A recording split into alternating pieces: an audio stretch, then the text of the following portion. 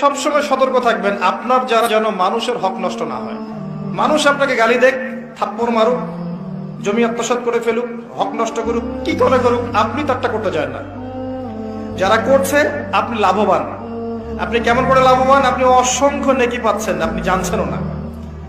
যেই আপনার বিরুদ্ধে মনে করেন আপনি নিষ্পাপ, আপনি মাজলুম, আপনি কোনো অন্যায় করেন নাই, আপনার বিরুদ্ধে জুলুম করা হচ্ছে, অপবাদ দেওয়া হচ্ছে, আপনাকে আন্ডারস্টিমেট করা হচ্ছে, ইত্যাদি ইত্যাদি, আপনি বসে বসে নেকি পাচ্ছেন, বসে বসে নেকি পাচ্ছেন, এবং পরকালে কিয়ামতের মাঠে উঠে দেখবেন অসংখ্য নেকি অটোমেটিক আপনার আমলনামে চলে আসবে।